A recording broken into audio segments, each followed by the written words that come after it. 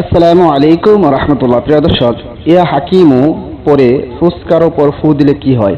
হ্যাঁ প্রিয় দর্শক, অত্যন্ত গুরুত্বপূর্ণ একটি এবং জরুরি আমল, অনেক দামি আমল আজকে আপনাদের সাথে শেয়ার করতে যাচ্ছি। এই জন্য ভিডিওটা কেউ স্কিপ করবেন না, সম্পূর্ণ ভিডিওটা দেখুন। দেখলেই বুঝতে পারবেন যে ইয়া হাকিমু পরে ফুসকা বা যে কোনো খাবারের মাঝে ফু দিলে কি হয়। আমি সম্পূর্ণ আলোচনায় এই ভিডিওর মধ্যে করব, আপনারা শুধু ধৈর্য সহকারে ভিডিওটা দেখুন। প্রিয় দর্শক, সেই ভিডিওটা শুরু করার আগে আপনাদের কাছে একটা রিকোয়েস্ট, যারা আমার চ্যানেলের মধ্যে নতুন আছেন অবশ্যই চ্যানেলটি সাবস্ক্রাইব করে পাশে থাকা বেল আইকনটি বাজিয়ে দেবেন। প্রিয় দর্শক, কি বলেছি? ইয়া হাকিম উপরে ফুসকার উপর বা যে কোনো খাবারের উপর ফু দিলে কি হয়, সেই বিষয়টা সম্পূর্ণ আলোচনা করব। তবে আলোচনা করার আগে আপনাকে আমলটা যেভাবে করতে হবে সেটা হচ্ছে, আপনি সর্বপ্রথম উজু করে নেবেন, পবিত্র হয়ে নেবেন। পবিত্র হওয়ার পর এরপরে 3 বার ইস্তিগফার পড়বেন। পবিত্র হওয়ার কথা কেন বলতেছি? যেটা একটি গুরুত্বপূর্ণ আমল, এই জন্য প্রতিটা গুরুত্বপূর্ণ কাজ করতে গেলে অবশ্যই পবিত্র হয়ে নেওয়া উচিত। মহান আল্লাহ পাক রব্বুল আলামিন নিজে পবিত্র, আর পবিত্র থেকে পছন্দ করেন। এই জন্য পবিত্র হয়ে কোনো কাজ করলে সেটার গ্রহণযোগ্যতা আল্লাহ পাক রব্বুল আলামিনের কাছে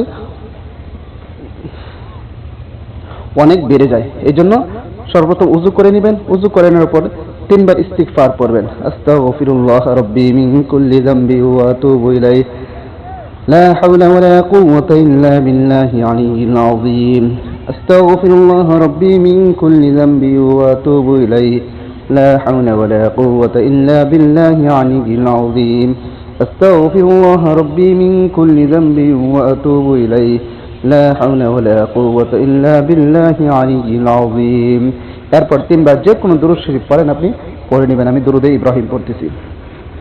اللهم صل على محمد وعلى آل محمد كما صليت على إبراهيم وعلى آل إبراهيم إنك حميد مجيد.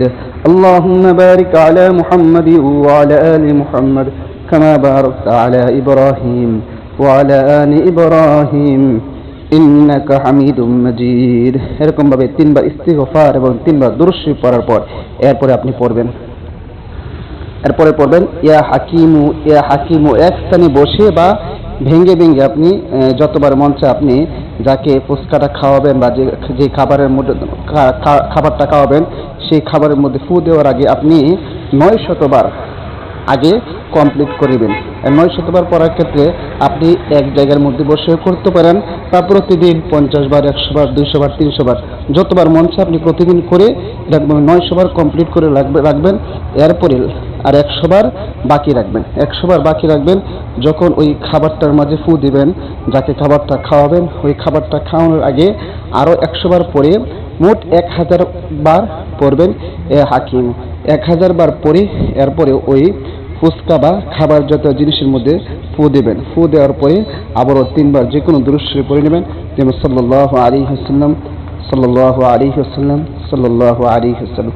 প্রিয় দর্শক, এখন আমরা জানবো আসলে এই আমলটা কেন বা কিসের জন্য করা হচ্ছে। এই আমলটা হচ্ছে বাধ্য করার জন্য, অবাধ্য স্ত্রীকে বাধ্য করার জন্য, অবাধ্য স্বামীকে বাধ্য করার জন্য, অবাধ্য সন্তান আছে, সন্তান, মেয়ে সন্তান, ছেলে সন্তান, তাদেরকে বাধ্য করার জন্য, যে কোনো ভালোবাসার মানুষকে বাধ্য করার জন্য, প্রিয় মানুষকে বাধ্য করার জন্য। আপনার প্রিয় মানুষটি অনেক দূরে চলে যাচ্ছে, আপনার স্ত্রী আপনার থেকে অনেক দূরে চলে যাচ্ছে, আপনার স্বামী আপনাকে মহব্বত করতে অনেক দূরে চলে যাচ্ছে। আপনি যদি আমলটি করতে পারেন তাহলে ওই যে আপনার স্বামী আপনাকে মহব্বত করে না দূরে চলে যাচ্ছে, আপনার স্ত্রী আপনাকে মহব্বত করতেছে না দূরে চলে যাচ্ছে, আপনার ভালোবাসার মানুষটি আপনাকে মহব্বত করতেছে না দূরে চলে যাচ্ছে, তারা পাগলের মতো আপনাকে ভালোবাসবে, পাগলের মতো মহব্বত করবে। হ্যাঁ প্রিয় দর্শক, এই জন্যই আমলটি, আশা করি আমলটি করলে অবশ্যই অবশ্যই উপকার হবে।